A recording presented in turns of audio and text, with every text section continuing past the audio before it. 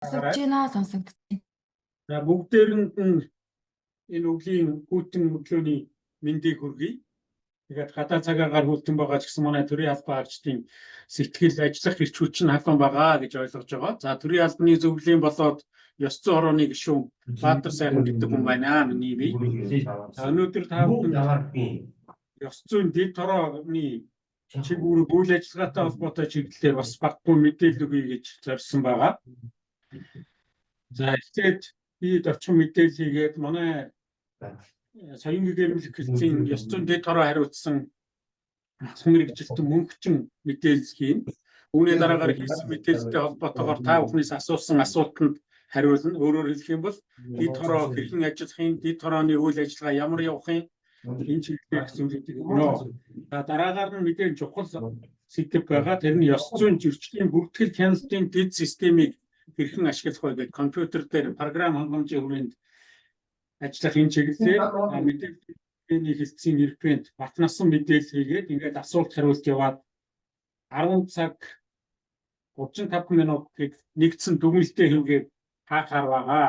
За үүнтэй холбоотойгоор ерөнхийдөө та бүхнийг бол ёс зүйн дэд хорооны гишүүд одоо захимаар орсон байна гэж ойлгож байна. Яг одоогийн байдлаар 500 хэрэглэгч орсон байгаа учраас энэс цаашаа бол хүмүүсүүд нэвтрэх боломж хомс болсон байна. За 2024 онд нийтдээ 4239 төрлийн төсөвт байгууллага байж байгаа. Тэгэхээр энд бол бид одоо төрлийн төсөвт байгууллага гэдэг агуулгаар та бүхэн бас анзаарч үзээрэй. Улсын их хурл засгийн газраас ангилал зэрэглэл нь батлагдсан төрийн албаны хуулийн үйлчлэлийн хүрээнд хамрагдж байгаа ийм хүмүүсүүд хамарч авч байгаа гэсэн үг шүү. За энэ байгууллагуудад 2281 ёс зүйн дэд хороо байгууллагдан ажиллаж байна. Тэгэхээр нийтдээ нийт 4239 төрлийн төсөв байгууллагын 53.8% нь бол ёс зүйн дэд хороо байгууллагчсан бас боломжтой байна гэж харагдаж байгаа. За ёс зүйн дэд хорооны 1808 буюу 79.3% нь бол орон нутагт байж байна. Аймаг нийслэл сум дүүрэг одоо ажиллаж байна гэсэн. За 473 буюу 20.7% нь бол нийслэл хотод байж байна. Тэгэхээр энэ нийслэлд байж байгаа нь бол нийслэлийн засаг даргын хамгаалын газар, нийслэлийн засаг даргын эрхлэх асуудлын хүрээнд хамаарч байгаа хэлт салбар буюу агентлагууд, за тэгээд дүүрэгт ажиллаж байгаа төрийн байгууллагууд хамаарч байгаа гэсэн үг ээ. За нийтдээ 9855 төрийн албан хаагч энэ ёс зүйн дэд хорооны үйл ажиллагаанд хамрагдаж ажиллаж байна. Тэгэхээр энэ 9855 төрийн албан хаагч бол төрийн албан дотроо тухайн байгууллага дотроо байгууллага хамт олонныхоо итгэлийг хүлээсэн шулуун шударга үнэнч байдлаараа одоо тодорсон учраас сонгуулийн үр дүнд ёс зүйн хороонд орж ажиллаж байгаа гэж ойлгож байгаа. За төрийн албан хаагчийн ёс зүйн зөрчил тэдгээрт хүлээлгсэн хариуцлагын бүртгэлийг хөтлөх мэдээллийн одоо захим санг гэж ингээд ажиллагаанд орууллаа гэж түрүү хэлсэн. За энэ сан маань бол ёс зүйн зөрчлийн бүртгэл хяналтын системийг манай төрийн албаны зөвлөлдөр ашиглагдаж ажиллаж байгаа хүний нөөцийн удирдлагын мэдээллийн нэгдсэн систем буюу энэ тогтолцооны нэг бүрэлдэхүүн дэд хэсэг нь болж орсон байгаа. Тэгэхээр зэрэг систем бас хэвийн ажиллаж байгаа энэ цаг үед энэ систем маань бас хэвийн ажиллаж мэдээллүүд орж явах ёстой. Тэгэхээр энд орох мэдээллүүдийг ёс зүйн дэд хороонд ажиллаж байгаа та бүхэн үнэн зөв бодтойгоор за цаг хугацаанд нь оруулж явах ёстой гэдгийг бас анхаарах хэрэгтэй гэдэг зүйлийг та бүхэнтэй анхааруулъя.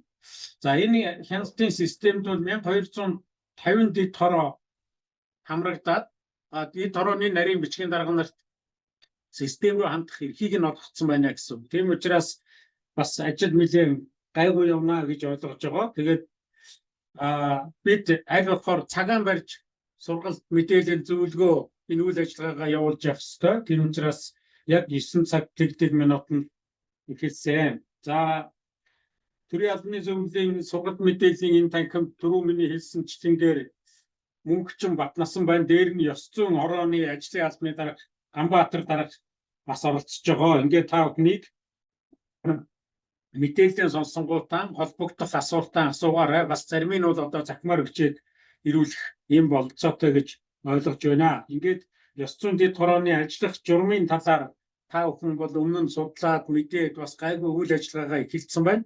гисэн хэдий ч дахин одоо та бүхэндээ апдейт хийж мэдээлэл өгөхгүй болохгүй гэдэг зорилгын үүднээс соёнгийн гэрүүлэх хэлтсийн дэд тураа хариуцах мэрэгчлэлтэн мөнхчин та бүхэнд мэдээлэл хийнэ. Ингээд мөнхчин микрофонд болон дэлгэцэн дурж байна.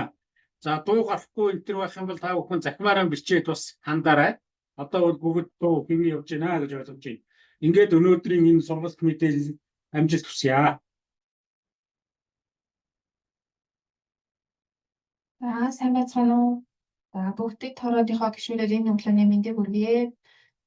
Хэсцэн орооны соёлын гэрэл хэлтсийн дэд хороо заалан мэрэгчлэн өгч байна. Өнөөдөр та бүхэнд хэсцэн дэд хорооны ажиллах журам, зохицол, хэвлэл нэмэлтийн системийн талаар тодорхой мэдээлэл хүлээх өгөх байгаа.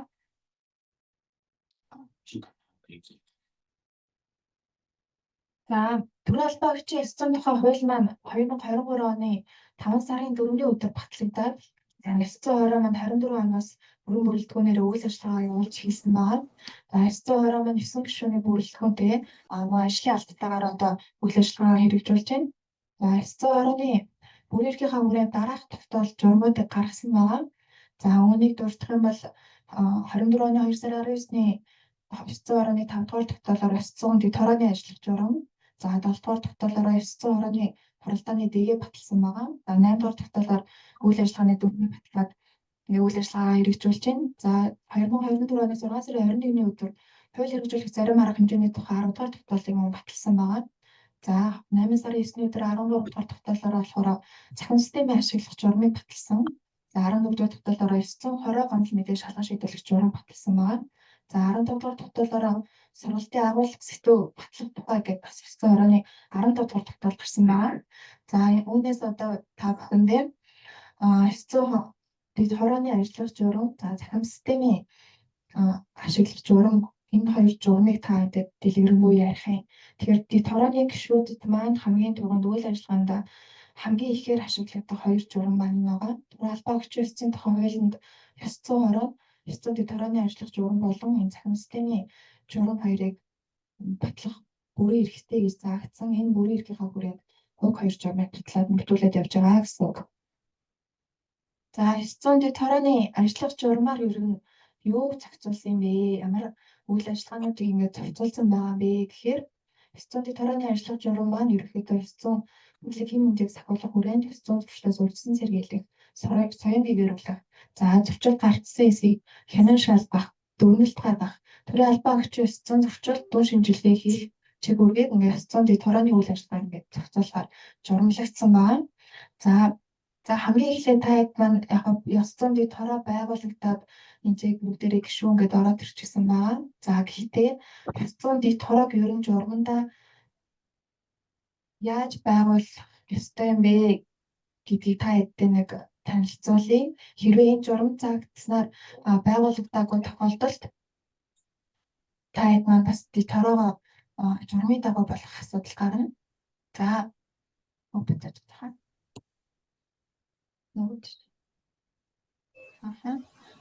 За ёсцон дэд хороог яаж байгуулах вэ? Төрийн байгууллагын албан агчдын тооноос хамаарат ерөнхийдөө ёсцон дэд хороог байгуулж байгаа. Хэрвээ тухайн төрийн байгууллага 40 хүртэлх албан агчтай бол 3 гишүүнтэй ёсцон дэд хороог байгуулна. За 41-ээс 90 гишүүнтэй албан агчтай бол 5 гишүүнтэй ёсцон дэд хороог байгуулна. За 91-ээс дээш төрийн албан агчтай бол 7 гишүүнтэй ёсцон дэд хороог байгуулахаар журамлагдсан байна.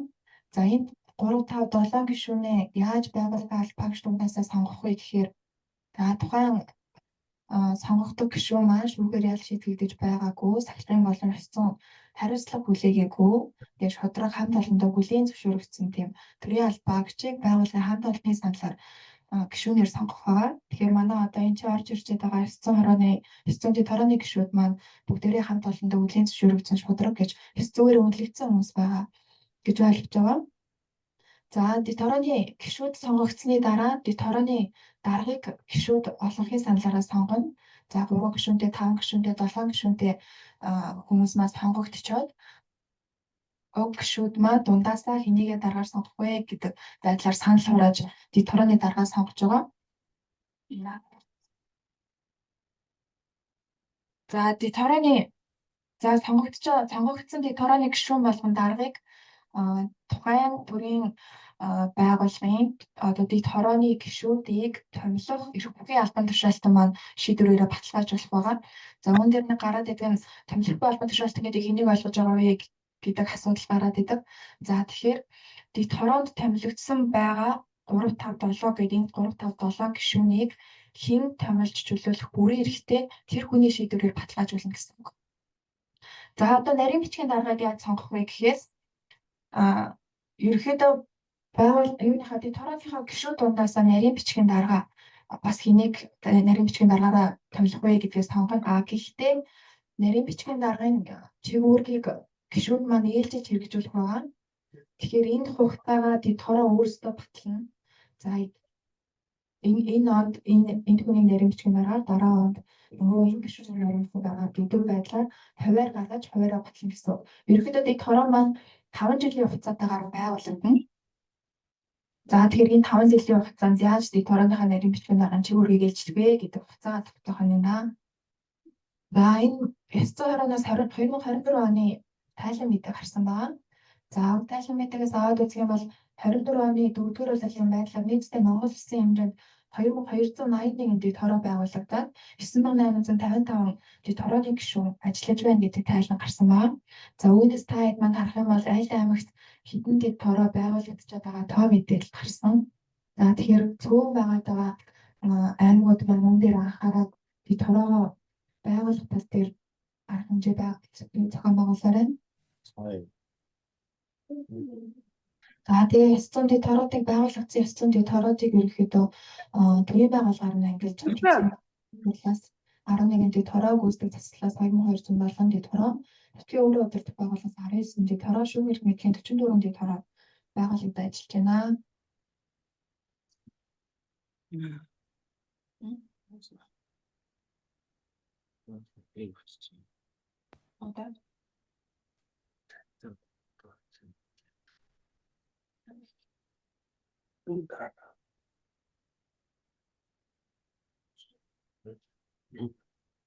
За, ёс зүйн дэд хорооны чигүүрэг ер нь ёс зүйн дэд хороо ямар чигүүрэгтэй ажиллах вэ гэхээр ерөнхийдөө нэг хүмүүс гомдол мэдээлэл хянах шалгаж шийдвэрлэх л үүрэгтэй гэж ойлгоод байдаг.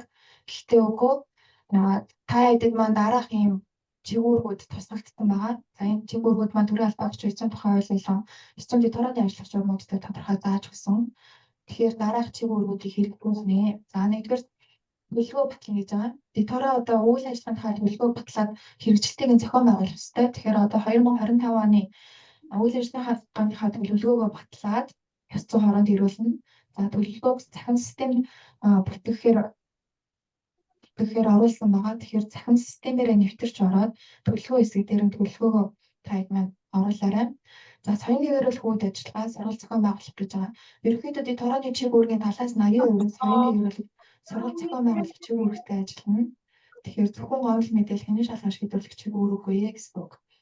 За захин бүртгэл хийх гэж байгаа. За захин систем ашиглалтанд орсноор ёс зүйн дэд хорооны нарийн бичгийн дарга нарт эрх олгогдсон байгаа. Тэгэхээр уг эрхээрээ нэвтэрч ороо ёс зүйн зөрчлийн холбоотойгоор мэдээллийн шийдвэрлэлтийг болон төлөвлөгөө тайлангаа өгсөнд нарийн бичгийн дарга маань бүртгэн гэсэн. За гомдол мэдээллийг ерөнхийдөө 30 хоногт хэний шийдвэрлэж байгаа чигүүрэгтэй. За ёс зүйн зөрчлийн шалтгаан нэстийг тодорхойлох гэж байгаа. За жил бүр одоо ёс зүйн зөрчлийн шалтгаан эрсдлийг тодорхойлоод дүн шимжилгээ хийгээд за татвар аудит харьцан нэгж эсвэл албан агчид зөвлөмж өгүүлнэ гэж байгаа. Тэгэхээр манай байгууллагт ийм ёс зүйн гарах эрсдэлтэй байна гэдэг эрсдлээ дэд хороо болон томилох албан тушаалтай. Хасан хавсралтай нь явуулъя. Мэдээ аваарай. За ёс зүйн хорооноос төрийн албаагчийн ёс зүйн сургалтын агуулга сэдвийг тодорхойлснээр үндсэндээ гүйцэтгэх болон удирдах албан тушаалтанд төрийн албаагчид ямар агуулгын хүрээнд явуулах вэ гэдгийг тодорхойлж өгсөн. За нэг агуулгаар гэсэн үг. За дэд хороодыг чадваржуулах сургалт бол ёс зүйн сурвалж багшийг бэлтгэх сургалтыг нэг агуулгын хүрээнд тодорхойлохоор юу сургалтыг нэг зохион байгуулахаар агуулга сэдвээ 17 дахь тогтоолоор баталсан гэсэн. Тэгэхээр та хэд нэг сургалт төлөвлөгөөг дөө оруулалтаа уг агуулгынхаа хүрээнд тодорхойлж сургалтаа зохион байгуулна гэсэн үг. За энийг хэрэгжүүлээ. За ёс зүйн дэд хорооны чигүүр нь сая харагдсан бол одоо энэ дээр ёс зүйн дэд гишүүдийн чигүүрийг тодорхой зааж өгсөн.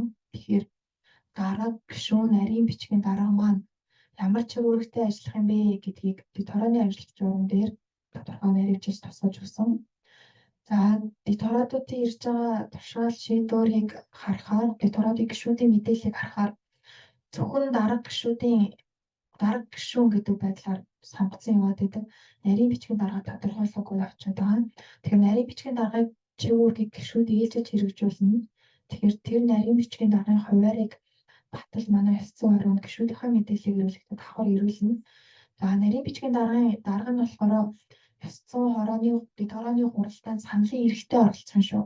Тэгэхээр зарим газрууд маань ёс зүйн зөвлөлт, ёс зүйн зөвлөгч, ёс зүйн дэд хорооны нарийн бичгийн дарга маань саналын эрхт ирэхгүй оролцсон учраас гээд мэдээллийг нь хасчаад идэх. Тэгэхээр тэгж ойлгохгүй энэ 3, 5, 7 гишүүн гэдэг байгаа энэ бүрэлдэхүүн нарийн бичгийн дарга орж байгаа шүү. За энэ төрийн албаагчийн ёс зүйн тухай ойл болон ёс зүйн дэд хорооны ажиллах журам дээр ёс зүйн дэд хорооны гишүүнээр ажилласныхаа төлөө та дараах баталгаагаар хангуулнаа гэж зааж өгсөн. Тэгэхээр та дэд хорооны гишүүд маань та бүхэн маань дараах 3 баталгаагаар хангагдах нэ. Нэгдүгээр гишүүнээр ажилласны төлөө урамшуул авах. За хоёрдугаар хуралдааны үед өөрөөс ажилласаа чөлөөлөгдөн. Гуравдугаар шийдвэр болмоос дотор дарамт шахалтад үлдээс хамгаалуулах 3 баталгаагаар хангуулж байгаа. 3 баталгааг хангаж байгаа хүн маань болохоор ёс зүйн дэд хорооны ажиллагч журмад заагдсанаар тухайн төрийн байгууллагын төсвийн ерөнхийлөн захирагч за томилхгүй албан тушаалтан байгаа. За гишүүнээр ажилласны төлөө урамшуул авах гэдэг баталгааг журмын 3-8-д нэрвчлэн зохицуулж өгсөн. Хэрвээ тухайн төрийн байгууллага маань 5 болон 7 хүний бүрэлдэхүүнтэй ёс зүйн дэд хороотой бол нарийн бичгийн дарга нь хөдөлмөрийн өсний доод хэмжээний 50% тэмцэх хэмжээний урамшууллыг сар бүр авахар заагдсан. За дарга гишүүд нь болохоор хөдөлмөрийн өсний доод хэмжээгээр улиралд 1 удаа урамшуул авна. За 3 хүний бүрэлдэхүүнтэй ёс зүйн дэд хороо маань дэд хорооны дарга гишүүд нарийн бичгийн дарга нар маань бүгд адил хөдөлмөрийн өсний доод хэмжээгээр улирал тутамд урамшуул авахар журам наривчлалд зохицуулж өгчээ. За энэ дээр нэг ялгаатай зохицуулт та маань харж байгаа. За 3, 5 болон 7 хүний бүрэлдэхүүнтэй ёс зүйн дэд хорооны нарийн бичгийн даргын урамшууллыг өөрөөр тогтоож өгсөн. Сар бүр хөдөлмөрийн өсний доод хэмжээний 50% тэмцэх хэмжээний урамшууллыг олохоор зохицуулагдсан. За энэ нь яагаад вэ гэхээр нарийн бичгийн даргын чигүүрэг маань даргын чигүүрэг, гишүүний чигүүргийг бодвол харьцангуй их. За хуралдаан зохион байгуулалт бэлтгэл үе шатаас эхлүүлээл хуралдааны үе, за хуралдааны дараах үед гол мэдээллийн шийдвэрлэл хүлээж авахаас шалгаж дуусах хүртэл шалгаж дуусчаад төвлөлтөд өргүүлэх гээд чигүүрэг илүү ихтэй. Тийм болохоор хөдөлмөрийн өсний доод хэмжээний 50% тэмцэх хэмжээний урамшууллыг сар бүр болохоор журам зохицуулагдсан байна.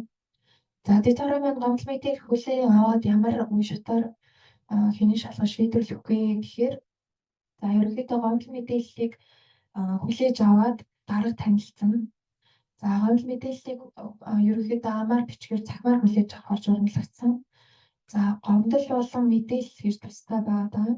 За дэд хорооны ажиллах журам дээр гомдол гэдэг нь энийг ойлгоно, мэдээлэл гэдэг нь энийг ойлгоно гэж заагдсан дээр мэдээллийн тодорхойлолтыг мэдээлэл гэдэг тэгэхээр мэдээллийн хэрэгслээр олон нийтийн сүлжээнд тавигдсан мэдээ баримтыг мэдээлэл гэдэгт хамруулж үзнэ гэж ойлгосон байгаа. Та хэд маань тэр тодорхойлолтыг хараарай.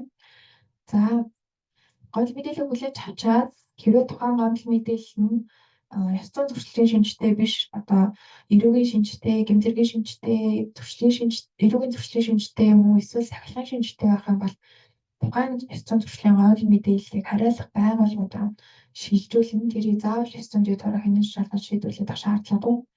За гомдол мэдээллийг дэд хорооны дарга маань гишүүдтэй тойргийн журмаар дарааллын дагуу хуваарлаж байгаа. За дэд хорооны дарга маань гомдол мэдээллийг танилцчаад гишүүдэд тойргийн журмаар хуваарлахдаа уг тойргийн журмыг дэд хороо өөрсдөө тогтоож өчж болно.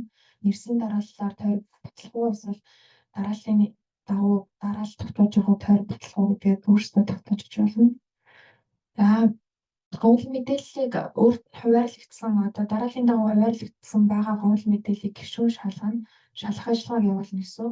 За шалгах ажиллагааг нэрвэжүүлсэн дэд хорооны ажиллагч журам турал багш ясан тухай хуулийн дээр зааж өгсөн байгаа. За ерөнхийдөө болохоор гол мэдээллийг шалгахдаа талуудаас тайлбар мэдүүлэг хамгийн ихэнд авах хэрэгтэй. Талуудаас энийг зайлшгүй авах шаардлагатай.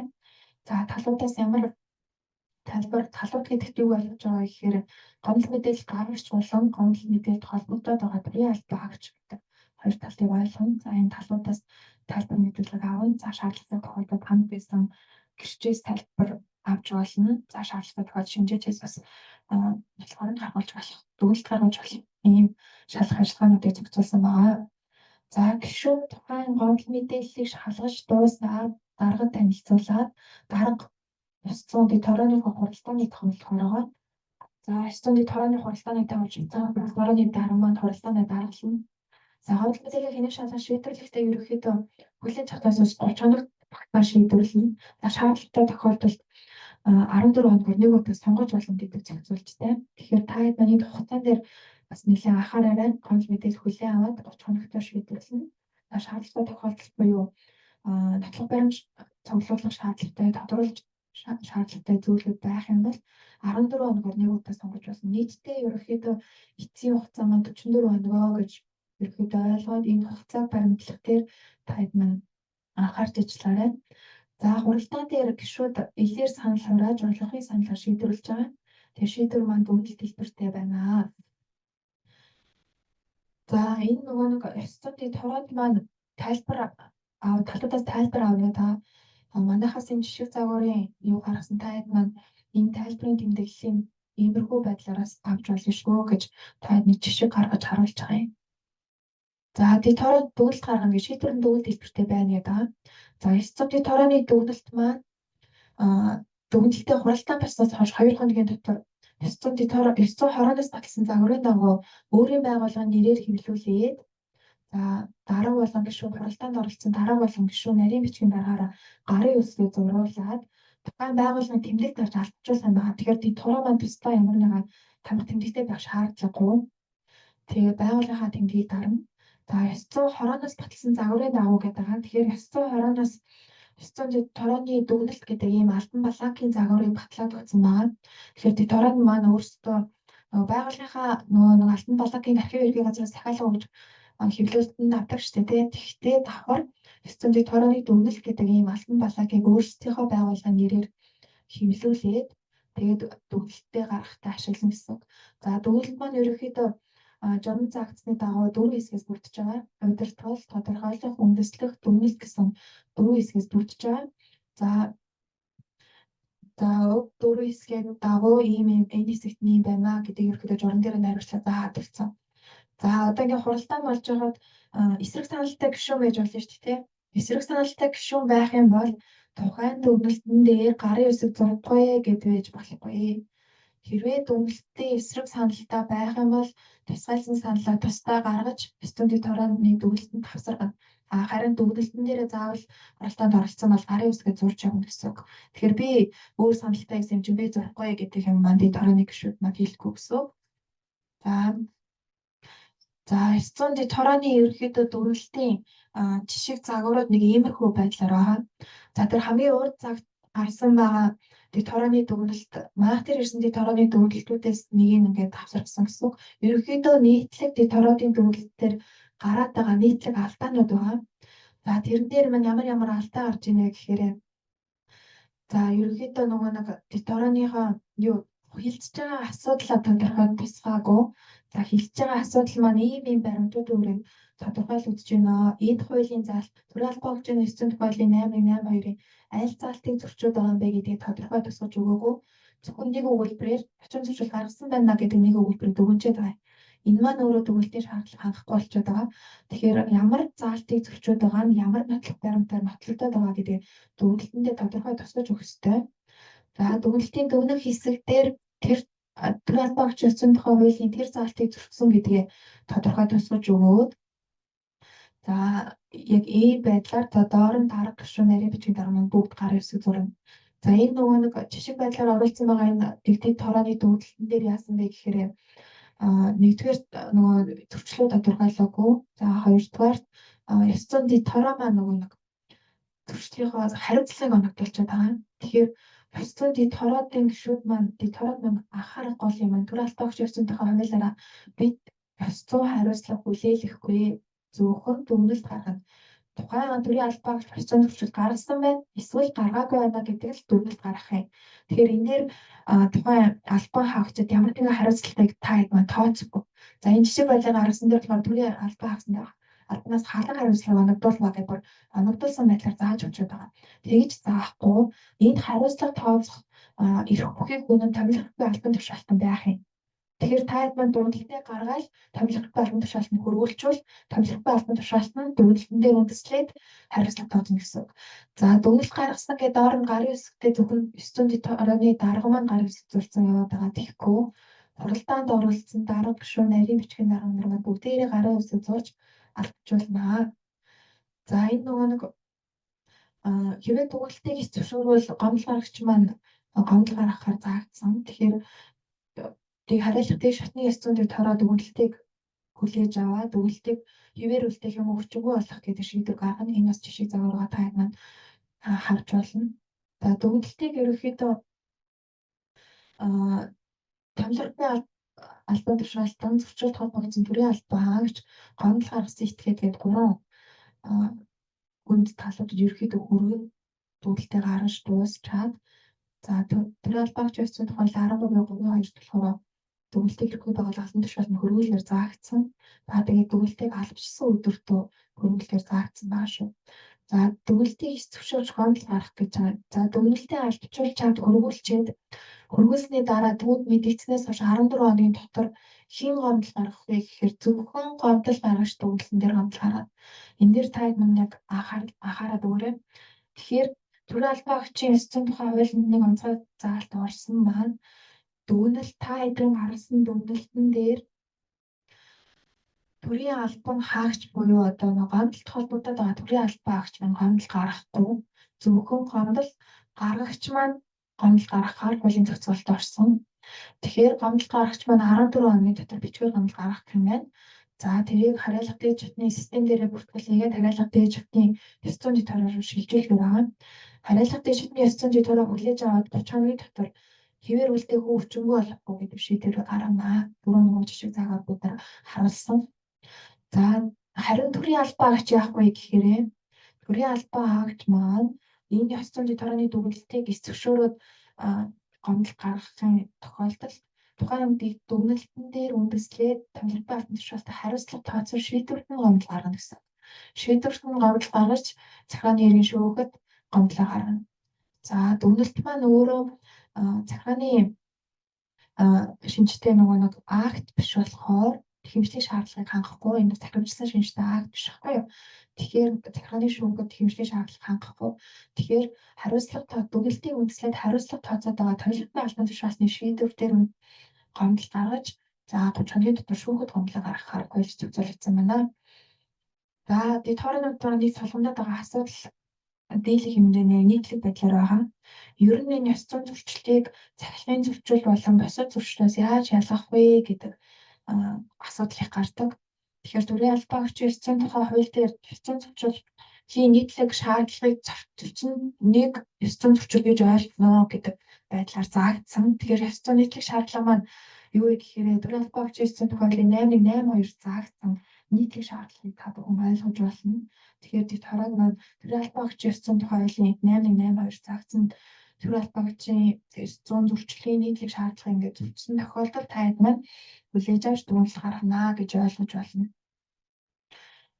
За энийг алхасчээ. За одоо төрийн албан хаагчийн ёс зүйн зөрчлийн бүтээл хяналтын цахим систем маань ашиглалтанд ороод ашиглагдаад явж байна. Тэгэхээр энэ цахим системийнхаа журам нь болохоор за та нарт харагдаж байгаа энэ ёс зүйн 13 дугаар тогтоолоор батлагдсан ёс зүйн зөрчлийн цахим системийн журам байгаа. За энэ журамын дагуу тухайн цахим систем нь ашиглагдаж байгаа гэсэн. За тэгээд дэд хорооны ажиллах журам манай тогтоолууд болон энэ цахим системийн журамыг та хэд маань манай сайт руу ороод харчиж болно. За энэ системээр юу зохицуулах вэ? Ямар эрх өгөх вэ гэхээр эхлээд ёс зүйн дэд хорооны нарийн бичгийн дарагт маань ёс зүйн хорооноос систем нэвтрэх эрхийг олгож байгаа. Тэгэхээр дэд хорооны нарийн бичгийн дарга манай ёс зүйн хорооноос нэвтрэх нэр эрх аваад ёс зүйн Диторынхоо бусад дарга гишүүдийнхаа бүртгэлийг системд хийхээр байгаа. За системд дарга гишүүдийг бүртгэснийхаа дараа дараагийн зөрчил гомдол мэдээлэлээ бүртгэх, төлөвлөгөө оруулах, тайлан оруулалт гэдэг юм чинь нэгдэх юм байгаа шүү. Тэгэхээр хамгийн ихэнд хэрэгжүүлэх зүйл нь диторооныхоо дарга болон гишүүдийг цахим систем бүртгэх нэ. За энэ дээр төлөвлөгөө оруулах бас хэсэг байгаа. Тэгэхээр 25 онд хэрэгжүүлэх үйл ажиллагааныхаа төлөвлөгөөгөө диторооны дарга маань тэгээ юу батлаад диторооныхоо баталсан төлөвлөгөөгөө систем төлөвлөгөө гэдэг хэсэгт нь оруулна.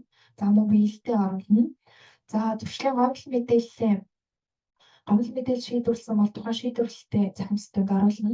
За 24 онд шийдвэрлсэн зөрчлийнхоо мэдээллийг ерөнхийдөө цахим системд төгөөд бүртгэх ёстой. Тэгэхээр заавал бүртгээрэй. За 25 онд гомдол мэдээллийн шийдвэрлэлтэй тухайн бүр гомдол мэдээллийг хүлээн авснаас хойш шийдвэрлэх хүртэл тухайн бүр цахим системийнхаа бүртгэлийг хийгээд явна. За энийг ерөнхийдөө энэ бүртгэлийг бүгдээрээ нарийн бичгийн дарга маань бүртгээд явах юм байна шүү. За тэгээд хамгийн сүүлд шийдвэрлэж дуусаад тавилахгүй албан тушаалны шийдвэрийг бүртгэж оруулснаар энэхүү нөгөө цахим системийн бүртгэлийнхаа гомдол мэдээллийн хэсэг маань бүртгэгдэж шийдвэрлэгдэж дуусна гэсэн үг. За цахим системийн эрхийг 920-аас нарийн бичгийн даргад болгохдоо дараах байдлаар ерөнхийдөө та хэд маань мэйлээр харагдана. За энэ талаараа нөхрийн нөөцийн удирдлага мэдээллийн тогтолцоо системд суурилж байгаа учраас тухайн систем бүртгэлтэй нарийн бичгийн даргын мэйл хаягаар нэр код линк очно. За тэр код линкээр нэвтэрч ороод та бүхэн маань өөрсдийнхөө диторооны гишүүдийн бүртгэлийг хийгээд цаашаа бүртгэлээ хийгээд нэвчүүлээд явах нэ. За үүнээс цаашаа систем дээр хэрхэн бүртгэлээ яах талаар манай насар мэдрэмт маань ярих байгаа. За тэгээд та ядтай нэг анхааруулаад гол хэлэх юм маань энэ слайдаар харагдаж байна. Ер нь цаашаа дитороо маань юун дээр анхаарах вэ гэхээр за гомдол мэдээлэл ирлээ тэрийг ерөөсө дарга ганцаараа ч юм уу гişүүд ганцаараа ерөөсө шийдвэрлэхгүй та энэ олонхын саналаараа шийдвэрлэнэ. Үүн дээр анхаарах хэрэгтэй. За гомдол мэдээллийг цахилгын болон гэмтэргийн бусад зөрчлөөс яаж ялгахгүй гэдэг дээр анхаарах хэрэгтэй. За гомдол мэдээллийг хэн шалгаж шийдвэрлэхдээ хууль тогтоомжийн заасан түрүүний миний ярьсан 30 хоног болон эцсийн хугацаанд 44 хоногийн баг гэдэг хугацаа баримтлах хэрэгтэй. За эцсийн зөрчил болон хариуцлагын талаарх мэдээллийг илт тул мэдээлэл гэж байгаа. За түрүүний нөө цахим системийн журам дээр олон нийтэд мэдээлэх асуудлыг бас оруулсан байгаа. Тэгэхээр эцсийн зөрчил гараагүй талаар албан хаагчийн мэдээлэл, гаргасан талаар албан хаагчийн мэдээлэл яаж нууцлж, яаж илт тул мэдээлэхгүй гэдгийг цахим журмаас нь харж байна. За тэгээд цахим системийн бүртгэлийг ерөнхийдөө мэдээллийн цахим санд бүрэн үнэн зөвөөр бүртгэл таад манаас анхаараарай. Тэгээд миний ярих хэсэг бол ингээд ер нь дуусж байна. За тэгээд таад манай анхаарал хандуулсан баярлалаа. За энэ дээр нөгөө нэг ёслон дитороодын гишүүдийн маань нэгдсэн Facebook групп ерөнхийдөө үүсгэсэн. За ёслон дитороодтойгоо ерөнхийдөө бид нар Viber группээр ч юм уу өөрсдөө аймагуудынхаа албан хаагчийн нарийн бичгийн даргатайгаа шууд танай газрын даргатайгаа холбогдоод байсан бол одоо та хэд шуурхай мэдээлэл солилцохоор Facebook групп үүсгэсэн байгаа. Эцсийн дитороодын нэгдсэн группэд та хэд маань ийшээ бас join хийгээд нэгдээд ороорой. За энэ дээр манай вебсайт харагдчихна, дугаар харагдчихэ. За ингээд насарын брендээ урьж байна. За тэгээд нөгөө нэг асуулт байвал нэг усан нэгтгээ дараа нь цахим системийнхаа ярьсны дараа нэгтгээ бүгдэнд нь хариулжээ.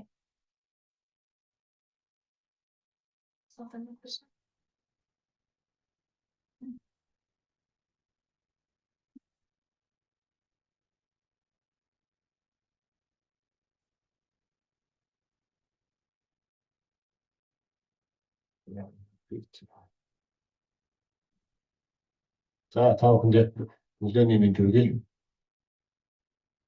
За хэдүүлээ юу туршилтын орчин дээр шууд юм дээр явж сая бол гол нөгөө цахим системээр хийгдэх юу хийгдэх вэ гэдэг талаас нь мөнгөцөн маань ярьчлаа. За систем рүү нэвтрээд авахдаа түрүүний имэйлээр ирсэн холбоостой дараад нэвтрэх нэр пассвортаа хийгээд авахдаа нэг иймэрхүү байдалтай харагдана. За харагдах бол хамгийн эхлээд түрүү хэлсэн систем рүү нэвтэрч ороод бүрэлдэхүүнээ нэмэх ёстой, бүрэлдэхүүнээ бүгдийг бүртгэх ёстой. бүрэлдэхүүн бүртгэгдээ гишүүн нэмэх гэдэг төвчин дээр дараад тухайн гишүүнийхээ регистрийн дугаарыг энэ хийгээд регистрийн дугаарыг хийгээд энэ хайх тавьж дарах дээр хүний нөөцийн удирдлагын мэдээллийн тогтолцоо цахим систем байгаа мэдээлэлээс нь автоматар татаад нэр, овог, албан тушаал утасны дугаар, цахим хаяг цаанаас нь татагдж орж ирнэ. Нарийн бичгийн даваа юу хийх вэ гэхдээ зөвхөн үүргийн ёсцын хорооны даргуу гишүүнүү гэсэн сонголтоо хийгээд хадгалах тавьчаад хадгалчихна. Гишүүн нэмэхдээ гишүүн солих метр бол тухайн солих гишүүн дээр очиод энэ доотлын идэвхтэй гэсэн товч байгаа. Чагт байгаа. Энийг хугацаанд яваад байна. Энийг идэвхгүй болгоод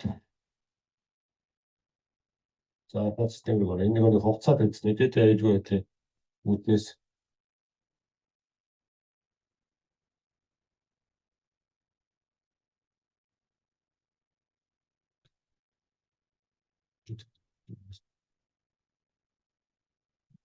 та хэд маань бүгд юунуудаар их хөвчлэн олцсон ороод юунуудыг бүртгэсэн байгаа бох тийм ээ. Бүртгэн тэрэ.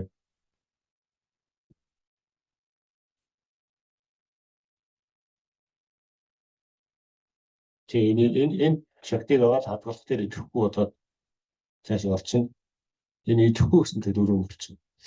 Харин идэвхтэй болгохдоо эндээсээ яг хуучин гишүүн маань дахиад хороондоо бүрэлдэхүүн дээр ороод ажиллаж идэвхтэй болгож болно. Эсвэл гишүүн нэмэх гэдэг чигээр товчоо дараад регистрийн хийгээд дахиад төрөний хөвөлдлөөр ингээд бичгээд хэмжиж байна. Энэ хоёрыг ялгаагүй юм байна. За дараагийн юу нь болох тэр энэ зөрчил мэдээлэл яаж бүртгэх вэ гэдэг. Үүсгэх товчоо дараад за зөрчил мэдээлэл авч ирлээ. Иргэнээс ч юм уу, албан агчаас ч юм уу, дотоод хяналт шалгалтаа ч юм уу энэ өсцөөтэй холбоотой гол мэдээлэл авч орж ирсэн огноог энэ оруулаад энэ сарын тэдний өдөр зөвлөд үүсгэн.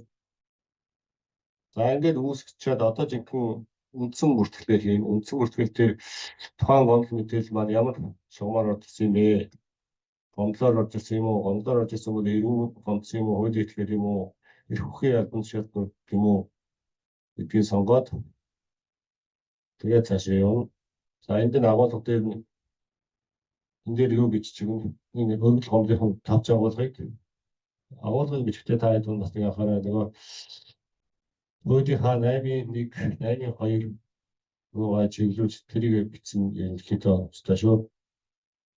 За тэгээд тодорхой бичих хэрэгтэй. Дараа нь нөгөө тайлбарыг та дараа нь хатаж гисэн ер нь тийм ойлгомжтой. Эхнээс нь юм хийгээд явчихвал за тайлбар дээр нь яасан гэдэг нь энэ доон заасан байгаа 3-4 үгт багтааж энэ өвөл гомдлынхоо гол агуулгыг бичээд явах хэрэгтэй. За тэгээд иргэний бүртгэлийн дугаар гэдэг гомдол мэдээлэл гаргаж иргэн болоод энэ регистрийн дугаарыг энд хийгээд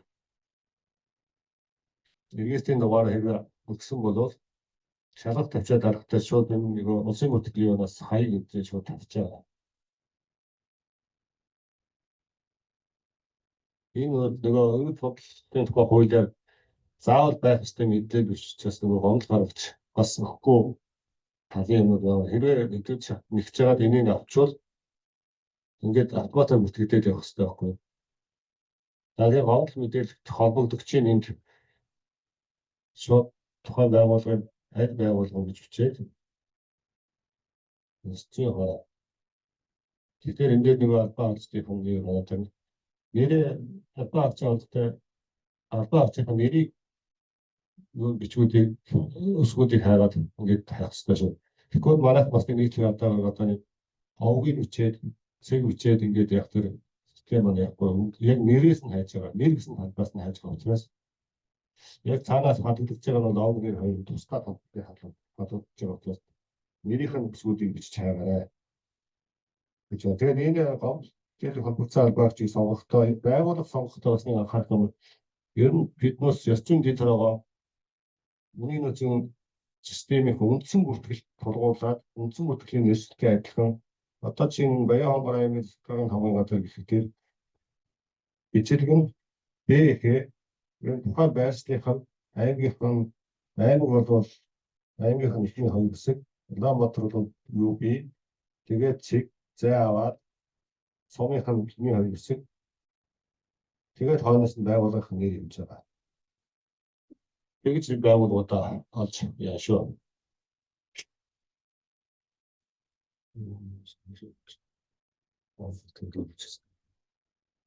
Хоброто бүгдийг тэгээд цаашаа. Тулаарай. За эндээс ч өөр анхаарах юм лээ. За ингээд бүртлээ хадгалаа цааш үргэлжлүүлэхээр үед байх юм.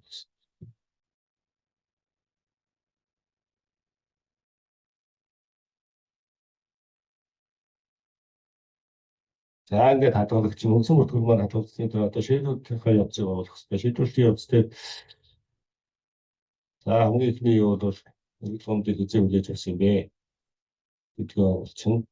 За тэгээд нөгөө нотлох баримт энэ түндээс тайлбарыг дээр авсан бол шийдвэрлэлийн явц гэдгээ яагаад ямар төрлөө нейтрал холбоогчоос гомдол холбогдсон холбоогчоос тайлбарлаж авсан бол тэрийг хэзээ авсан оногоо оруулаад нотлох баримтын энэ тайлбарыг дааж оруулах хэрэгтэй.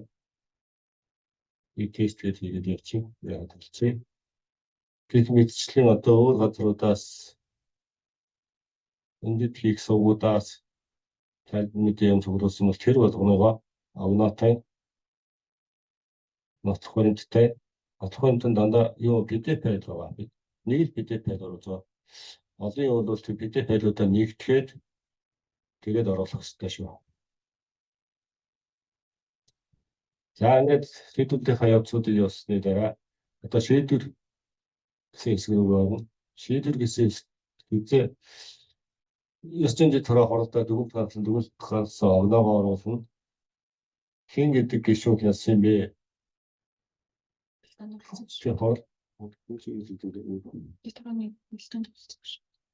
биш нэг тоон мэдээлэл онцсон. Өөрөөс нь төрийн зөв тэр гишүүний хүмүүс байна. Хоёр яг энэ тухайн гомдлыг хуваарьж авч хян шалгасан ер нь бол ахаж яжсэн санаатай тэр гишүүн байх ёстой. За тэгээд гомдол энэ юун дээрээ дараад гомдол мэдээлэл холбогдогч дээрээ дараад ямар шийдвэр гарсан юм бэ? Зөрчил гаргасан юм уу гаргаагүй юм гэдэг дүгнэлтийнхаа оруулах ёстой. За зөрчил гаргасан болоод ямар хуулийн ямар залтаар зөрчил гаргасан юм бэ? 8.1 нэг тестинг дээр зарим юмуд байдаг. Үндсэн продакшнэр бол 8.1 8.2-ыг бүгдийг оруулсан байгаа. Тэр нэмээд нөгөө хянах явцад өөрөөр хомдол гаргагч маань өөрөөр хомдлоо буцаад татах тохиолдол байдаг. Тэр боломжийг бас системд оруулсан байгаа. Гэхдээ бол шийдвэрлэлээр бүх шийдвэрлсэн юмудаа оруулаад явах хэрэгтэй. Зөвхөн энэ юм сонгож байгаа хэсэг дээрээ хомдол гаргагч өргөдөл юугаа татаж авсан гэсэн нэг тийм юу оруулах хэрэгтэй. Аваад яана. За дараагийн нэг хэсэг. За бид хараа хуралдаа дүгнэлтээ гаргаад дүгнэлтээ нөгөө холбогдогч талуудад гомдол гаргагч гомдол холбогдогч томдох их хөхийн албан тушаалтанд мэддэгдэх ёстой. Дүгнэлтээ ихтэй оруулна.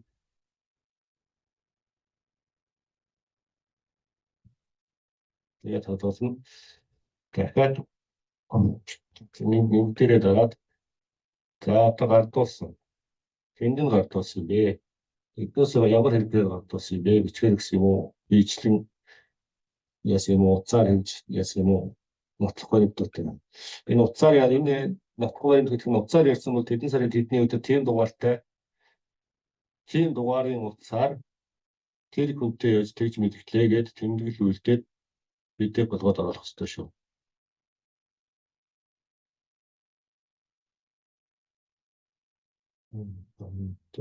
Хэдэн гардуулсан юм бэ гэдгийг нэг гол нэрийг авчихсан.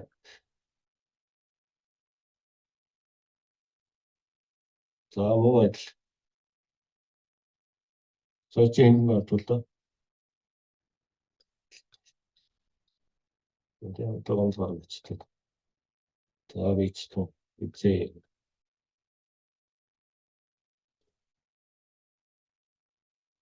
소리를 하고 있어.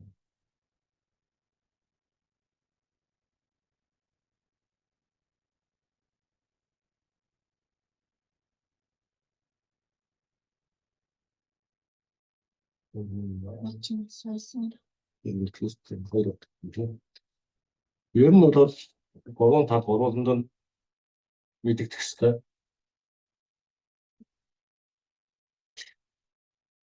За тэгээд гомдлоо ингээд хэлэлцлүүд мэдгэцний дараа гомдлыг эрч зөвшөөрөх цаач юм. 14 хоног гомдол гомдол гаргагч маань тухайн дүгнэлтийг зөвшөөрснөөс хамаарат тим үгүй гэсэн сонголт байгаа. Тим гээд сонгуул систем маань автоматар харьяалах дээд шатны ёс зүйн хороо энэ бүртгэсэн өргөл гомдыг шилжүүлж байгаа. Төлөвлөлтөөр танилцуулсан шийдвэр ороод хааж байгаа. Энд бас нэг юу анхаарах юм, энэ нөгөө гомдлыг эрч зөвшөөрөөд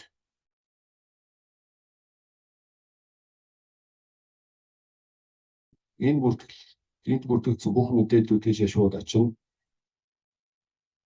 Дээд шатны ёс зүйн хороо зөвхөн процесс ажиллагаа нь зөв явж юу гэсэн хяналтын юу хийгээд дүгнэлтийг зөвшөөрөх өчүүгүй болох гэсэн хоёрхан үйлчлэл хийв. Түүнээс бусад дахиад нөгөө нотх баримтуудын цуглуулаад дахиад тухайн гүйцэтгэх талуудаас нь мэдээлэл аваад баримт цуглуулад явахгүй. Энэ бүрдгсэн юуны процесс ажиллагаас л хянах гэсэн үг. За ингээд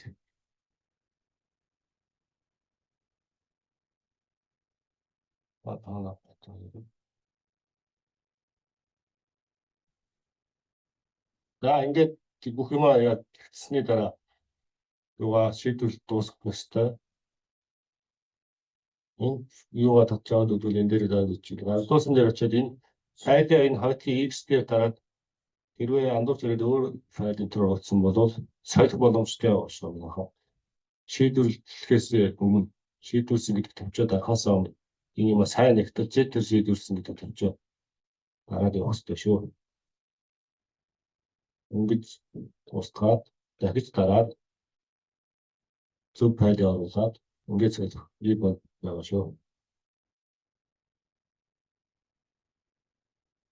За дараагийн хэсэг төлөвлөгөө.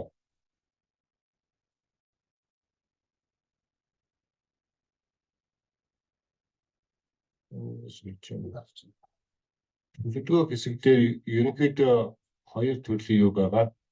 Нэгдүгээр нь нөгөө соён гэрүүлэх хөтлөн чиглэлийг авч хэрэгжүүлэх арга хэмжээ. Сургалтын төлөвлөгөө. За энэ манай тестийн жишээ юм дээр бол 2 оноор хийсэн байна. Энэ оныг бас манай ялангуяа боловсролын байгууллагын хасахад хичээлийн жидээр явах уу гэдэг. Энэ бол юу вэ? Санхүүгийн жидээр бүгд явна шүү. За 24 оны төлөвлөгөөгээд одоо энэ арга хэмжээ төлөвлөгөөт ажил. За жишээ нь ийм тэмцээн энэ төр хийсэн юм байна.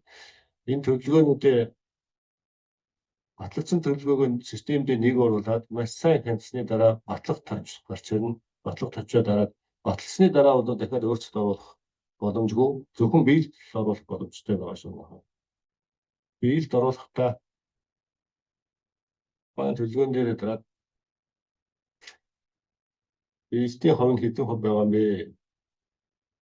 Энд дээр 100% биш бол ямар шалтгаанаас ингээд энэ маань хаашчгаа юу дутваа гэдэг тайлбаруудаа ингээд энэ бичлэгүүд хадгалж байгаа гол утга учир нь дараагийн үеинд нөгөө яах шийдвэр гаргалтанд ашиглах юм үйлдэл үлдэж байгаа.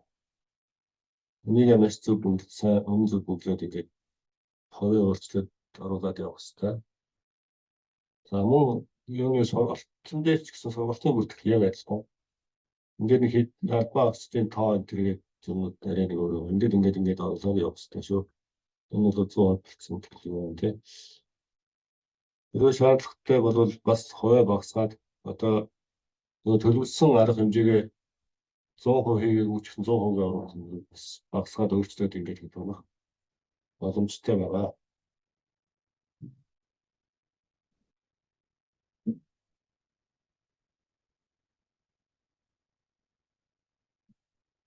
За, өөр системтэй холбоотой зүгээр анхаарал нийлүүлэх юмнуудыг би тэгээд сая хэллээд энэ төлөвлөгөө хэрэгжүүлэх хамгийн төлөвлөгөө оруулалтаа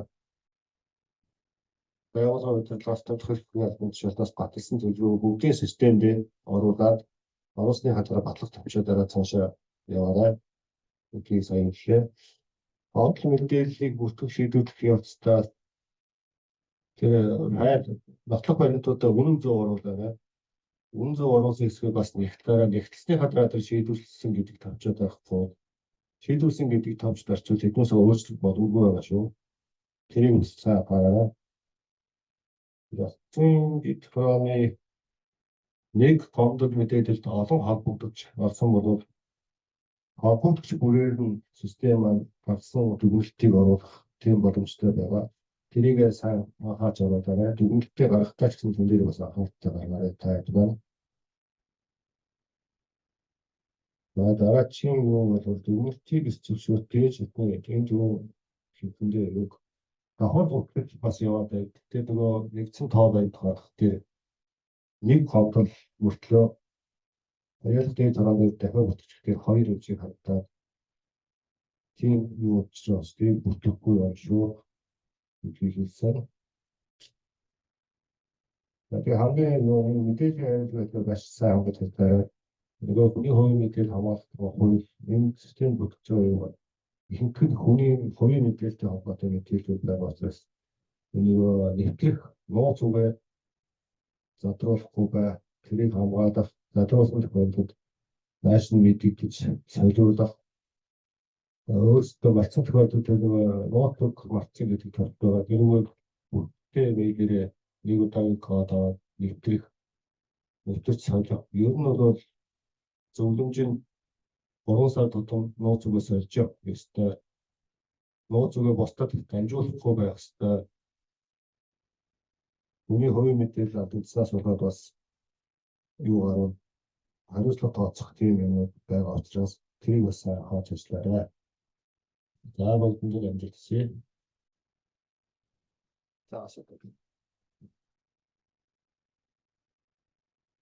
За бас дахиад нэг юм нэмээд хэлэхэд нөгөө төрийн албан агчийн ёс зүйн тухай хуулиараа ёс зүйн дэд хороод манай улиралгүй нөгөө ёс зүйн зөвшөөрлийн гомдол мэдээллийнхаа шийдвэрлэлтийн тайланг хэлцээ хороод ирүүлгээ байгаа. Гэхдээ энэ захин систем бүртгэл хийсэн тохиолдолд тэрийг заавал бид нар тусдаа цааснаар аваад авах шаардлагагүй.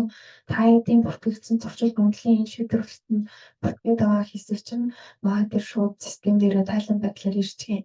Тэгэхээр тэрнийг заавал энэ систем ашиглалтанд орсноор заавал танаас цаасан сараар авахгүй болох тийм нөхцөл байдал бүрдэж байгаа. За харин одоо дэдтороо юу хуулиараа олохороо дэдтороод маань үйл ажиллагааныхаа тайланг дараа оны 1 сард багтаагаад 900 ороод эрүүлгээр заагдсан. Гэхдээ одоогоос 900 юуныхаа үйл ажиллагааныхаа тайлан эрүүлэг байгаа 900 дэдтороод маань бас нэлээдгүй байна. Тэгэхээр 24 оныхаа үйл ажиллагааныхаа тайлан манад 900 ороод мэйл хаягаад боломж донгаар хөргүүлээрээ, ирүүлээрээ гэдгийг харуулж илээ. За тэгээ асуулттай хүмүүс байна уу? Асуултаа манайхан чатан дээр бичиж байгаа. Тэр бичвэл бид нар уншаад вебинараар явж байгаа учраас микрофон шууд ярилцах боломжгүй.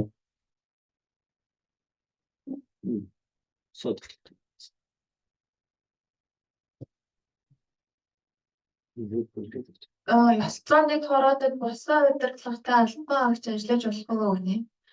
За ёс зүйн дэд хороо бол төрийн байгууллагуудад босоо удирдлагыг хамгаалах байгуулагдаж байгаа. За зарим одоо нөгөө ёс зүйн дэд хороо зарим байгууллагууд дээр бид тусдаа мэргэжлийн салбар ёс зүйн өрөндөө тийм болохоор ёс зүйн дэд хороо байгуулагдахгүй гэдэг юм асуудал гараад байгаа. Гэхдээ төрийн албан агч ёс зүйн тухай хууль гараад батлагдаад хэрэгжээд явж байгаа. Бид нар хуулиа дааж мөрдөх ёстой. Тэгэхээр ёс зүйн дэд хороо маань төрийн байгууллагуудтай бүгдэндээ байгуулагдана.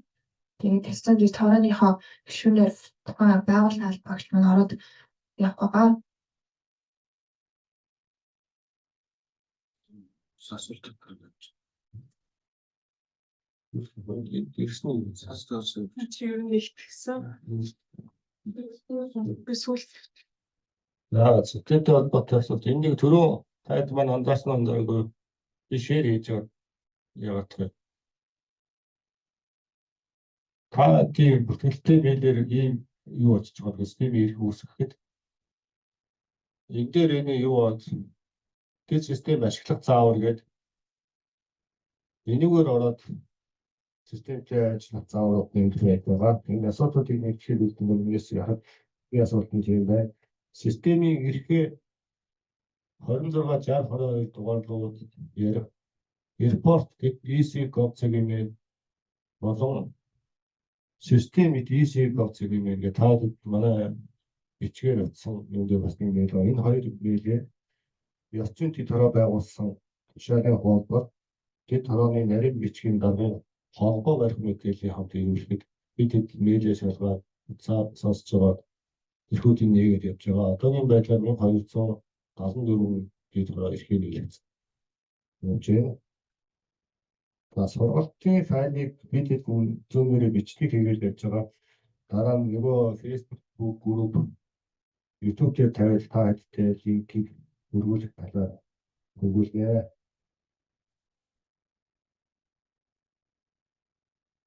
Энэ сургалтын тавьсан ба энэ сургалтын талаар энийг хийж байгаа. Тийм бичлэгээ хийгээд нөгөө групп дээр та өргүүлнэ. За энэ дотор нөгөө ёс зүйн тэрний нарийн бичгийн дараа нь эрх аваагүй байгаа байгууллагууд байвал манай ёс зүйн орооны мэйл хаягаар болон бид нартай холбогдоод гишүүдийнхээ мэдээллийг явуулаад тэгээд эрхээ аваарай. За энэ нөгөө бүртгэлийг үүсгэхийн тулд нарийн бичгийн дараа эрх үүсгэхийн тулд заавал бид нарт регистрийн дугаар нь регистрийн дугаар нь хайлт хийж ирэх болгогдож байгаа. Тэгэхээр гишүүдийнхээ мэдээллийг явуулсан байгууллагууд маань ерөөдөө нэвтрэх хэрэгтэй хандсан байгаа гэж ойлгоорой. За тэг тайлан буюу зохицол гомдол ирээгүй тохиолдолд тэг тайлан яаж явуулах вэ гэсэн асуулт байна. За зохицол гомдол мэдээллийн шийдвэрлэгдээгүй тохиолдолд та хэд маань манайх ингээд зохицол гомдол шийдвэрлэгдээгүй гэдгээ бид нөгөө цахим сайтаа нэг тайлангийн маяг тавьсан зохицол гомдлын талаар тайлангийн маягтан дээр тоон тавихыг тэг гэж тавиал манайх юу л гэсэн. Харин үйл ажиллагааныхаа тайлан заавал ирүүлнэ.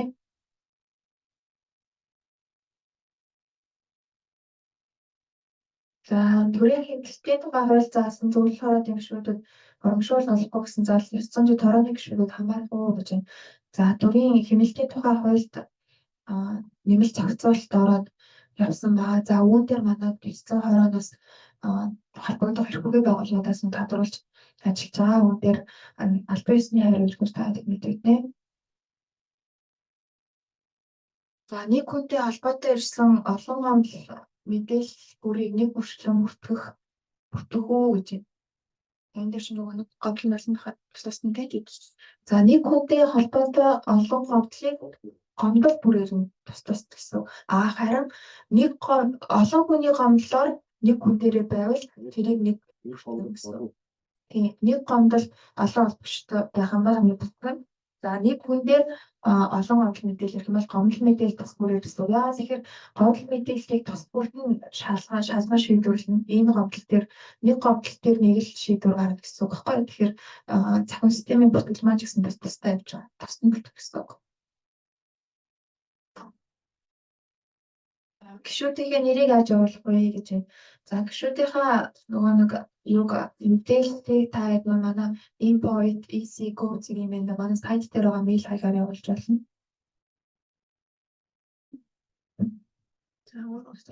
За энд юу бас нэг асуудал байгаа нөгөө нэг төрийн болон албаны нууцыг хохиолоо нууц хамгаалах байгууллагуудын тэд тарап энэ системд бүртгэх боломжгүй байгаа. Яагаад гэвэл хүний нууцын төрийн албан төлөв хүний нууцын систем ашигладаггүй байгууллагууд болж байгаа. Тэр нууц явуулах жишээ нь хэлийн зэрэг онцгой байдлын байгууллагууд гэдэг. Эдгээр байгууллагууд маань хуулийн 19-ийн 1 заасны дагуу өдөр бүр тайлангаа уламжлалт хэлбэрээр буюу ирүүлэх тийм шаардлага үүсэж байгаа. Уламжлалт хэлбэрээр нэгтгэхэд албан бичгээр ирүүлж болов эсвэл репорт EC Gov.cg гэмээр манай тайлбар мэдээлэл хүлээж авдаг цахим хаягаар хэлж болно. юу ачаатай биччихээ. Сайн явчихсан биш. За гишүүд сертификаттай байх уу гэж. За гишүүд тусдаа сертификат гэсэн юм байхгүй. За гишүүдийг баталгаажуулж байгаа тухайн албаагчид томилж байгаа талбайд тушаасны шийдвэрээр л баталгаажаад явах гэсэн. Тэгэхээр тусдаа ямар нэгэн дэтораны гишүүн гэдэг сертификат олгохдоггүй. За нөгөө нэг хүүхэд тасрах чөлөөтэй байгаа гишүүний оронд технологи гишүүн сонгохгүй гэсэн асуулт байсан. За дэтораны ажиллагч орны 2-8-д за орон гарсан гишүүний нөхөө сонгох тухай зохицуулт орсон байгаа дэтораны шугам 2-8. Тэгэхээр та 2-8-аас хараарай. Үүн дээр болохоор төрийн албаны тухай хуулийн 46-гийн 1, 46-гийн 2, 47-гийн 1 заасны дагуу гишүүн оролтойг гарвал эсвэл тухайн дэтораны гишүүн өөрийн хүсэл дээр дэтороноос гарвал гэдэг зохицуулт байгаа. За төрийн албаны тухай хуулийн 46-гийн 1, 2 дээр болохоор тухайн төрийн албан төрийн жинхэнэ албаагч төв чөлөөлөгдөх. За 47 дээр чөлөөлөгдөх төрийн албан чөлөөлөгдөх гэдэг зохицуулт байгаа. Тэгэхээр хүүхэд тасрах чөлөөтэй байгаа дэтораны гишүүний оролтойн дээр дахин гишүүн нөхөн сонгохгүй тэр гишүүний өөрийн гишүүд маань хэрэгжүүлнэ гэсэн үг.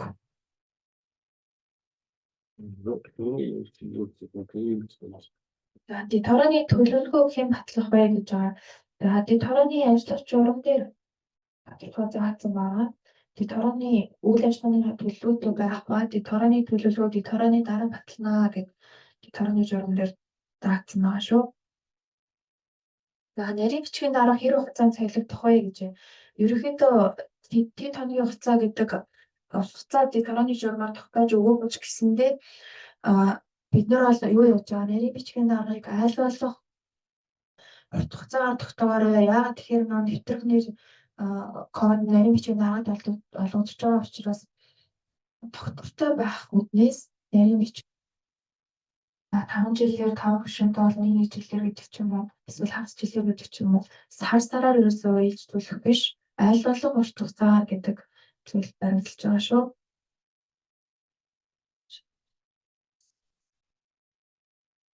Таад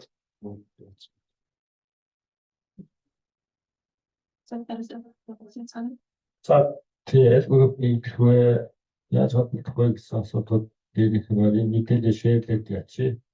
Тайлбар төгөлөд аваад.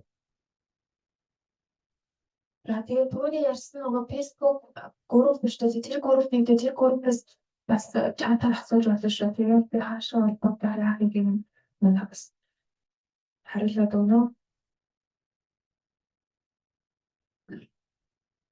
Дэтораны за би нэг түгээмэл байгаа асуултанд хариулах гэж бодож байна. Дэтораны гишүүдийн урамшуулал олгохдохгүй байгаа урамшууллыг хэрхэн одоо тэр төрийн хэмнэлтийн хувьд бас өөрчлөлтөө авилдуулах гэсэн юм асуудал байгаа юм л да. За хуулийн 13 дугаар зүйлийн 4-ийн 1 дээр бүр тодорхой заасан байгаа гишүүнээр ажилласан төлөө урамшуул авах гэдэг. Тэр энэ бол бүр хуулиар өөрийнх нь үндсэн чиглэлээр тогтоогдсон төрийн албаа хаагчийн талаар ирсэн гомдол мэдээллийг шалгаж шийдвэрлэхийн тун хариуцлагатай бүрэлдэхүүн байгаа. За үндэсний хөтөлбөрийг хэрэгжүүлэх төлөвлөгөө гаргаад тэр шатнд нь хяналттай байд өөрөө зохион байгуулалт ажилтны чиг үүрэгтэй хараад тусаар ажиллах юм байгууллага байгаа учраас энэ эдгээр хүмүүст бол тухайн байгууллагын одоо удирдлага цалингийн зандаа багтааж энэ урамшууллыг болгох бодлоор заасан байгаа. За ёс зүйн орооны бас тэр дэтораны журмыг батлахтаа бол бас урамшууллын хэмжээг нь бол тогтоогод жишээнүүд тогтоогод өгсөн байж байгаа. Тэгэхээр энэ чиглэлээр бол урамшууллаа манай дэтораны гишүүд авах боломжтой. Өөрө хуульд заасан байгаа. Тэр хороо гэдэг бол хороодууд бол манай хуулинд заагаагүйгээр одоо байгуулагдсан хороодууд байгаа шүү дээ. Одоо байгууллагууд дээр бол өөр хороодууд байдаг шүү дээ. Англи сэдэрхэн захимжаач гэдэг юм уу, бүртгэж чадсан захимжаач гэдэг юм уу байгуулагдсан. Тухайн нэг удаагийн шимжтэй үйл ажиллагаа явуулдаг ийм хороодууд байгаа. Үүнтэй адилхан боломжгүй. За ёс зүйн хорооны гишүүний хугацаа гэдэг асуулт асуусан байна. Ёс зүйн хороо маань ерөнхийдөө 5 жилийн хугацаатаар байгуулагдаж байгаа. Тэгэхээр гишүүн маань 5 жилийн хугацаатай гэсэн үг. За нэг гишүүн сонгогдоод 5 жилийн хугацаатай гэж сонгогдоод ажиллаж байхад нөгөө албаагч маань гарсан тохиолдолд нөхөж сонгох ажиллагаанд нөхөж орж ирж байгаа гишүүний хугацаа бол тухайн нөгөө нэг орон гарсан гишүүний хугацаатай адилхан байна гэдэг зохицуулт. Торгон журамдаа зохицуулсан. Тэгэхээр 5 жилийн хугацаагаар байгууллагч 2 жил ажиллаж байгаа гарсан тохиолдолд үлдсэн 3 жилийн дараа сонгогдсон гишүүн тийм хугацаагаар ажиллана гэсэн үг. Ерөнхийдөө 5 жилийн хугацаа.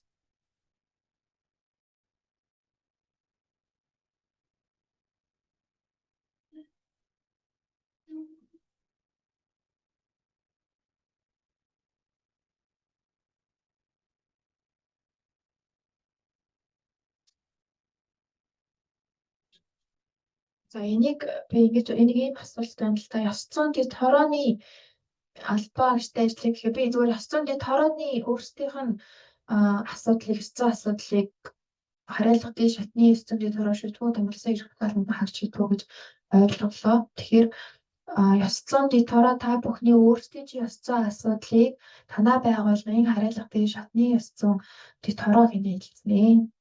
Тэгэхээр гомдлын хэмжээ хүлээж авах гэсэн үг.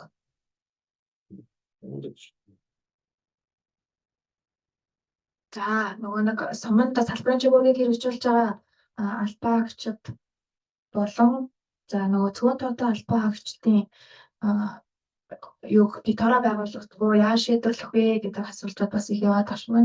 За үүнийг манай хууль хэрэгжүүлэх зарим арга хэмжээний тухай гэсэн 920-ны 10 дугаар тогтоолтын хариуцлага тусгаж өгсөн байгаа.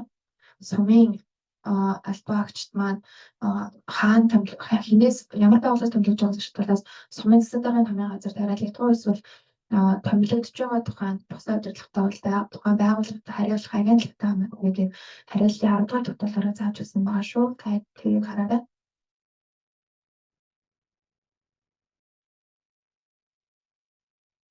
За юу ингэсэн байна. Ёс зүйн дэд хороонд ирсэн гомдлын дагуу ёс зүйн зөрчил гаргасан гэсэн дүгнэлт гарсан. Гомдол гарагч нь олон нийтийн өмнө уучлалт гуйсан. Иймд байгууллагын удирдлага ёс зүйн дэд хорооны дүгнэлтийг үндэслэн давхар сахлан шийтгэл тушаал гаргах шаардлагатай юу гэж байна. За нэг ёс зүйн зөрчилд давхар хариуцлага тооцохгүй гэхдээ энэ дээр нөгөө нэг олон нийтийн өмнө хариуцлага уучлалт гуйсан гэдэг маань өөрөө тайн дураараа хариуцлага хүлээсэн гэж би ойлгосон. За тэгэхээр хэрвээ сайн дураараа хариуцлага хүлээсэн тохиолдолд сайн дураараа хариуцлага хүлээсэн тохиолдолд тухайн сайн дураараа хариуцлага хүлээж байгааг томилохгүй албан тушаалтан заавал тушаалаараа баталгаажуулах. Энэ дээр ямар нэгэн сахлын ямар нэгэн давхар шийдвэр оногдуулах вэ?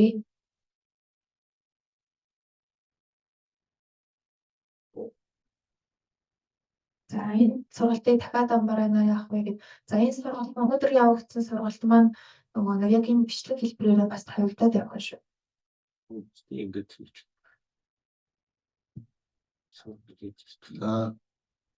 Бас нөгөө нэг оромшуултай холбоотой асуудал нэлээд байгаа гэдэг.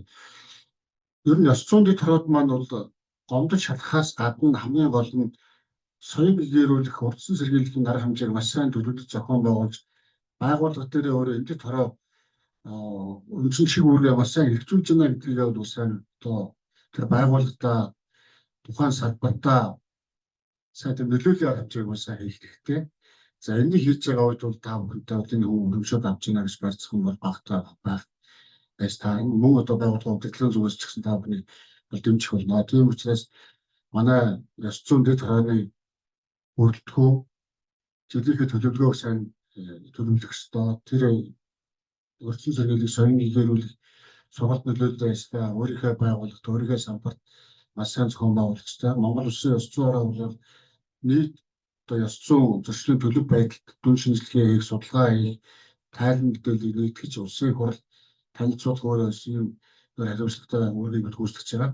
Тийм учраас та бүхний одоо төлөвлөлт түүнээс хэрэгжүүлж байгаа үйл ажиллагаа та нарын ёс зүйн зөрчлийн талаар бүртгэсэн бүртгэл мэдээлэл өөрөө бидний гол бааз мэдээлэл болж байдаг. Тийм учраас та бүхэн илүү их ажил хэрэгж хариуцлагатай нягтан бай ажиллаж шийдвэрүүдээ цаг тухайд нь системд оруулаад төлөвлөгөөгөө системд оруулж эргэлтийн гаргаж явахыг та бүхнээс энэ ясны бас хүсье. Тэгээд Монгол улс төрийн ёс зүйтэй хариуцлагатай төрийн албыг бэхжүүлэх, төрийн албанд идэх энэ иргэдийн итгэлийг иргэд олон нийтийн итгэлийг бэхжүүлэхэд та бүхний үүрэг хувь нэмэр маш их байгаа. Та бидний уялдаа холбоо өөрөө их байгаа. Тийм учраас бид бүхэн бол аль болох ёс зүйн тэргууныхаа гишүүдтэй ойрын уулзалт захин уулзалт зохион байгуулах, хүч ажиллах, бодлого үйл ажиллагаагаа үүгээр одоо бас мэдээлэл танилцуулах, та бүхний одоо хийж байгаа зүйлийн одоо орхигдсон дутагдaltaй зүйлүүдийг одоо бас бид нэгээрээ сануулахаар юм зорж байгаа. За ер нь бол түрүү манай ах хэрэгчтэн бол хэлсэн байж байгаа. Хуулинд заасан асуудлыг бол бид яг тэр хууль журмын дагуу хийх юм үүргийг хүлээж байгаа. Тэгэхээр нэг сарын дотор тайлангаа ирүүлэх бол манай байгууллагууд бүгд ирүүлэх ёстой. Өөрөө юм үүрэгтэй. За төрийн хуулинд заасан тайлан мэдээллийг цаг хугацаанд нь хөрвүүлээгүй бол ямар одоо хариуцлага хүлээдгүй гэдгийг бас бид өөрсдөө мэдж байгаа. Тийм учраас аль болох энэ хуулийн заасны дагуу энэ ёс зүйн дүрм хэм хэмжээг мөрдүүлэх чиглэлээр хэрхэн яаж ажиллах вэ гэдгийг маш сайн төлөвлөж зохион байгуулж тайлагнаж байхыг төгсөе. Анхаарал тавьсан баярлалаа. За өөр асуудал байна. Сайн системтэй холбоотой нэг гишүүн бүртгэхэд урд нь анхаарлын хэдэг гараад байгаа гэж. Энэ бол тэр нэг коммуникац удирдлагын мэдээллийн тогтолцоо үндсэн систем дээр тухайн гишүүний ажил эрхлэлтийн төвхтөр алдаа байгаа гэсэн үг. Тэр бүртгэлээс асуудж тэр анхаарлын хэдэг адилхан саяхан нэгсэн чинь нэг төрийн албаагч өөрсдөө ороод мэдээлэл шалгах боломжийг бүрдүүлсэн. Тийм учраас тэр юугаар нэг ийм өнгөтэй системийг файлыг нэгдэж ороод өөрийнхөө мэдээллийг бас давхар шалгаад хүний нөөцийнхөө албаагчаар засуулаад явах хэрэгтэй шүү.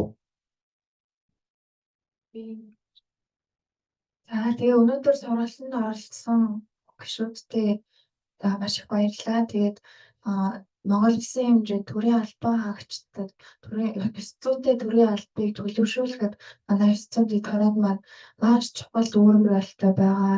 Энэ яг төрийн албан хаагч ёс зүйн тухай хуульд хэрэгжүүлэх гол механизм таад байна. Тэгэхээр бүх одоо энэ сургалтанд оролцсон бүх дэдгээрийнхөө гишүүдэд маш их баярлалаа. За Баатар сайхан гишүүнийг хаталтын үг хэлнэ гэж урьж байна.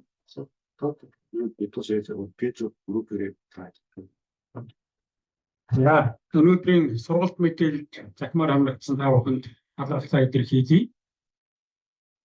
Монгол Улсын ёс зүйн хороо үйл ажиллагаагаа эрчимжүүлэх ажлын хүрээнд та бүхний бас дэмжлэг туслалцаа орон нутагт төрийн байгууллагуудад байгуулж байгаа ёс зүйн дэд хорооны үйл ажиллагаа бас чухал үүрэгтэй гэдгийг ойлгож байгаа бид. Тэр хүрээндээ өнөөдөр та бүхнийг бас баг боловчтой мэдээлэлээр хангаад хаг албалгүй ингээд тасалдалгүй мэдээлэл хангааж явж байгаа юм чиглэлээр хэрэгжүүлж байна гэж ойлголоо.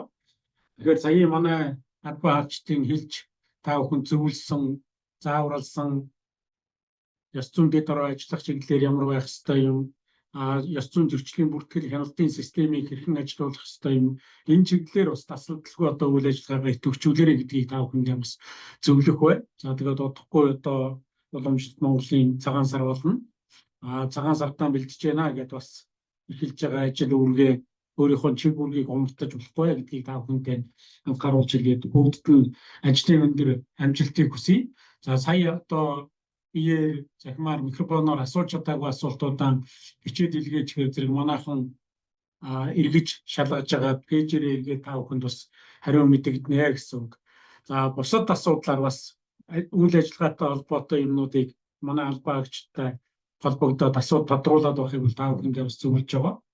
Зарим нь бол нэг лавлаад ашигладаг шиг мэдээжийн юм заавал одоо найдвартайгаар тодруулах гэж байдаг юм яа гэдгийг ингэж асуугаад бас цаг аваад байдаг зүйлүүд байгаа. Тэгэхээр энэ дээр бас анхааралтай байгаарай. За түрүүн манайхан хэлсэн баг сүлжээний дээд хязгаар маань 500 хэрэглэгчээр хязгаарлагдсан байж байгаа. Дахиж төр завсарлаад оруулаад одоогийн байдлаар бол 1800 хэрэглэгч орсон байна гэдэг чинь нэг хэрэглэгчийн ард 3 за тэгээд цаашаа олон хэрэглэгч байгаа. Тэгэхээр өнөөдрийн энэ захим сургалт бас нэлээд олон нийтийг хамарсан өргөн сургалт боллоо гэж ойлгож байна. Ингээд энэ цаг заваа гаргаж сэтгэл зүтгэлээр зориулж энэ ажилд оролцсон та бүхэнд улам их өндөр амжилтыг хүсэн өрөөё. За баярлалаа.